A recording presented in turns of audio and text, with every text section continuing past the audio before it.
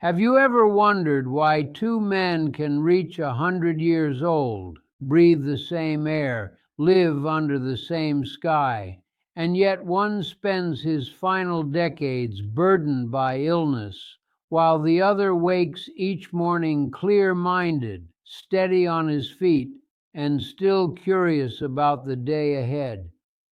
I ask this not as a doctor or a scientist, but as a man who has lived long enough to watch patterns repeat themselves.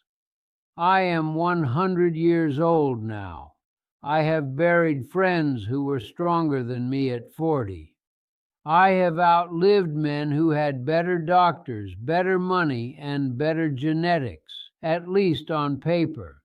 For a long time, I believed the same story everyone else was told, that chronic disease was the price of aging, the unavoidable tax we pay for staying alive too long. Arthritis, diabetes, heart trouble, memory loss. These were framed as milestones, not warnings. But something never sat right with me, because when I looked closely, illness did not arrive randomly. It followed habits. It followed routines repeated so often they became invisible. It followed what we ate without thinking, how we moved or stopped moving, how we slept, how we handled stress, and how often we ignored the quiet signals our bodies sent long before pain began to shout. I am not saying sickness is a moral failure. I am not saying every disease can be avoided. Life is not that simple, and anyone who claims it is has not lived very long. But I'm saying this: most chronic diseases do not fall from the sky. They are built slowly, patiently over decades, choice by choice, day by day. And if something is built, it can often be unbuilt. This is the truth I want to share. Not as a lecture, not as a miracle cure, but as a hard earned observation from a century of watching cause turn into consequence. If you stay with me, I will explain what I mean, carefully, honestly, and without blaming anyone who is already carrying more than enough. When people hear the word choice, they often imagine a single moment, an obvious decision, dramatic and deliberate. They think of someone choosing to smoke, choosing to overeat, choosing to ignore medical advice. But that is not how chronic disease usually begins. In my 100 years, I have learned that illness is rarely born from rebellion. It is born from repetition. Most men did not wake up one morning and decide to ruin their health. They simply repeated yesterday, and then they repeated it again and again, until repetition hardened into biology. I watched this happen to men I loved, good men, disciplined men, men who would never think of themselves as careless. One friend of mine, a factory foreman, never missed a day of work in 30 years. He ate what everyone else ate. He sat when everyone else sat. He told himself he would exercise when things slowed down. They never did. By his late 50s, his blood sugar crept upward. By his 60s, he was managing medications. By his 70s, he was managing complications. None of this felt dramatic in the moment. It felt normal, expected, inevitable. But inevitability is often a story we tell ourselves after the fact. What I began to notice, especially as I crossed into my 80s and 90s, was that the men who stayed well did not have superior luck. They had different defaults. They moved even when it was inconvenient. They ate in ways that respected limits. They slept as if rest mattered. They treated stress as a physical force, not just a mental nuisance. They listened early, instead of waiting for pain to force obedience. This is where the idea of optional becomes uncomfortable and powerful. Chronic diseases like type 2 diabetes, cardiovascular disease, many inflammatory conditions, and a large portion of metabolic disorders are not triggered by a single cause. They are the result of sustained imbalance, excess calories without movement, chronic stress without recovery, inflammation without resolution. Over years, these imbalances change how the body processes sugar, handles fats, repairs tissue, and regulates hormones. What begins as adaptation becomes dysfunction. What begins as tolerance becomes damage. This is not punishment, it is mechanics. The body is always responding to what we repeatedly ask of it. If we repeatedly ask it to sit still, it becomes efficient at sitting still. If we repeatedly flood it with sugar and refined foods, it becomes resistant to insulin. If we repeatedly deprive it of sleep, it begins to misfire hormonally and neurologically. None of this requires bad intentions. It only requires consistency. Now, some will ask, and rightly so, what about genetics? I have heard this question for decades, often spoken with a tone of surrender. It runs in my family, they say, as if that ends the conversation. Genetics do matter. They shape susceptibility. They influence thresholds. They load the gun, as some say, but lifestyle pulls the trigger or keeps the safety on. I have known men with strong genetic risk who lived long functional lives because their daily habits never pushed those risks into expression. And I have known men with no obvious family history who developed severe chronic disease because their habits created conditions the body could no longer compensate for. Genes respond to environment. They are not commands carved in stone. They are instructions that wait for signals. Aging, too, is often misunderstood. Aging does not automatically mean degeneration. Aging means reduced margin for error. When we are young, the body forgives abuse quickly. When we are older, the bill comes due faster. That does not mean disease is unavoidable. It means precision matters more, recovery matters more, simplicity matters more. And then there is the hardest question of all. What about people who did everything right and still got sick? They exist. I have known them. Life is not a machine where perfect inputs guarantee perfect outputs. Accidents happen. Infections leave scars. Environmental exposures accumulate. Some diseases are not optional. Any honest man must say this plainly. But here is the boundary that must be drawn clearly. Exceptions do not erase patterns. When we look at populations, not anecdotes, the pattern is unmistakable. Most chronic diseases follow behavior. They follow environment. They follow long-term imbalance far more often than they follow fate. To say this is not to blame the sick. It is to tell the truth about prevention.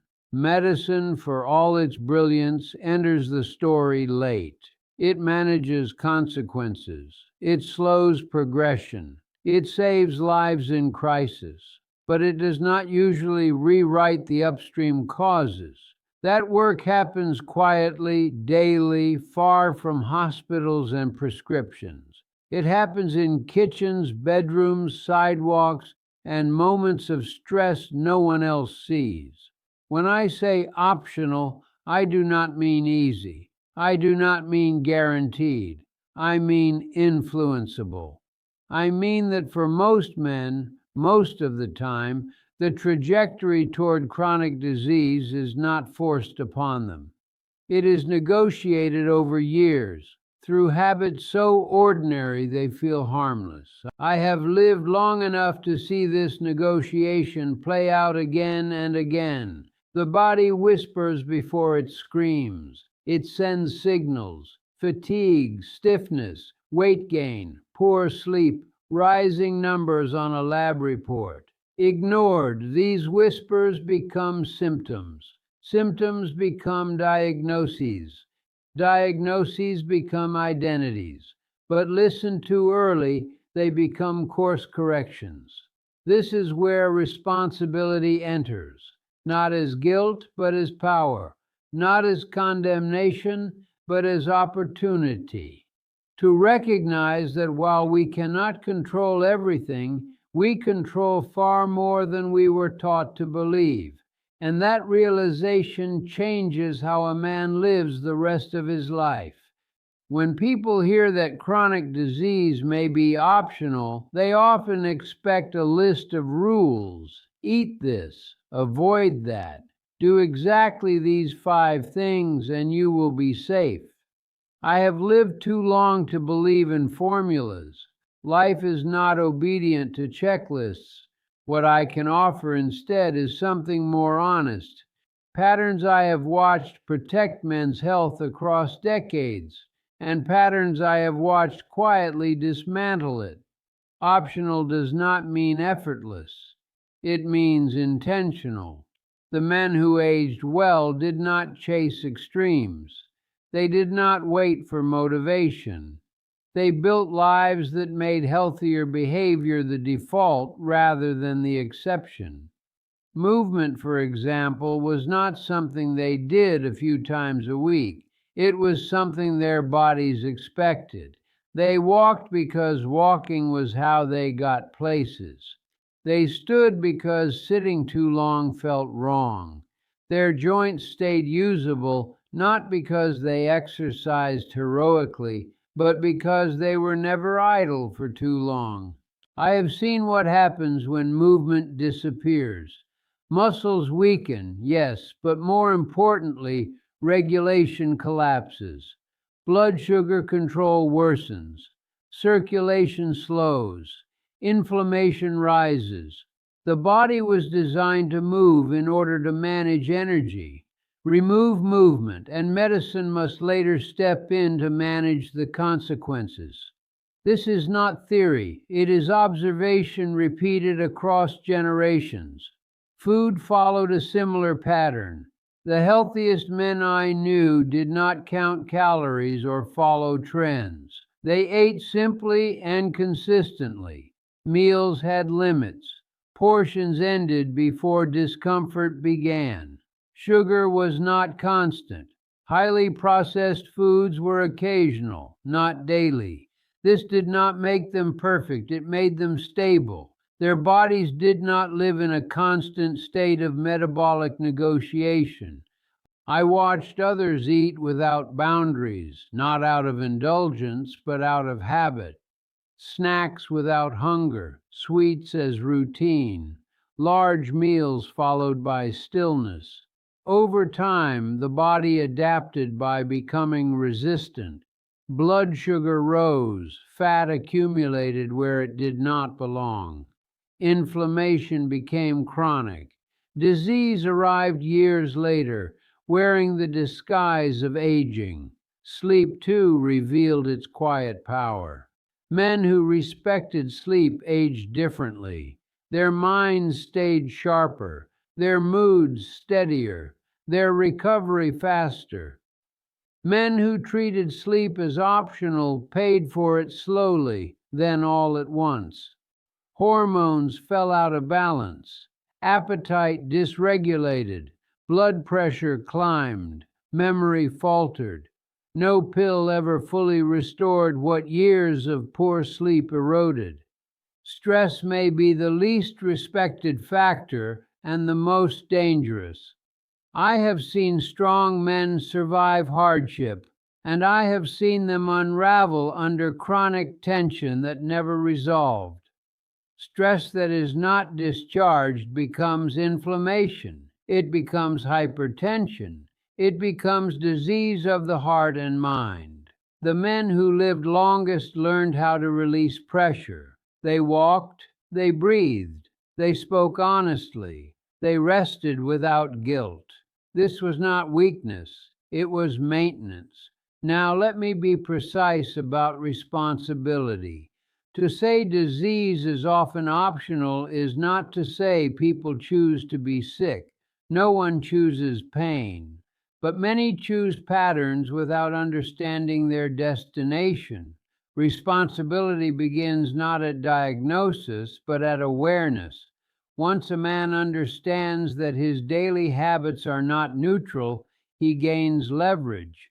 Without that understanding, he is blind. I have also learned that medicine works best when it supports behavior, not replaces it. The healthiest old men I know used doctors wisely. They monitored, they adjusted, they intervened early, but they never believed medicine could compensate for a life lived in opposition to biology. Pills treated symptoms, habits shaped outcomes. This is why the word optional must be handled carefully. It does not mean absolute control. It means influence over probability. It means reducing the odds of suffering rather than gambling on luck. It means recognizing that while we cannot choose our genes, we choose how loudly they speak. I have been asked many times why I am still well at 100. I do not claim superiority. I made mistakes. I ignored warnings. I corrected late. But I listened sooner than some. I adjusted before crisis forced obedience. That difference compounds over decades. What breaks my heart is not illness itself. It is the belief that nothing could have been done. That belief robs men of agency before they ever try. It teaches them to wait instead of act, to accept decline as destiny rather than signal. Aging is real, limits are real, but inevitability is often exaggerated. The body is resilient beyond what most men are told. It responds to respect even late in life. I have seen men change in their 60s and 70s and gain years of function they thought were gone forever. Not immortality. Function, dignity, independence. That is what optional ultimately points to. Not perfection, not guarantees. But the difference between drifting into disease and steering away from it, slowly, consistently, and without drama. So when I say that most chronic diseases are not inevitable, I am not speaking in defiance of medicine, nor am I denying the randomness of life. I am speaking as a witness. A man who has watched a century of cause and effect unfold quietly, predictably, and often tragically, not because people were reckless, but because they were never told where their daily choices were leading. Optional does not mean guaranteed. It does not mean that no one will suffer despite doing their best. Life will always retain its uncertainty. But optional means that for most men, most of the time, chronic disease is not an unavoidable sentence handed down by age or ancestry. It is a direction, one that can often be altered long before pain becomes the teacher. I have learned that the body keeps careful records. It remembers how we move, how we eat, how we rest, and how we handle pressure. It does not judge, it responds. And over decades, those responses shape the quality of our final years far more than any single diagnosis ever could. If there is one thing I would leave you with, it is this: do not wait for certainty before you act. You do not need perfect knowledge to make better choices. You only need to respect the signals you are already receiving. Small corrections made early and repeated often change outcomes more reliably than dramatic interventions made late. I am 100 years old. I do not promise anyone my years. I do not promise immunity from illness. But I can say with honesty earned through time that decline is not as automatic as we were taught to believe. Much of it is negotiated, quietly, daily, and within reach of those willing to pay attention. That awareness, more than anything else, is the real inheritance worth passing on.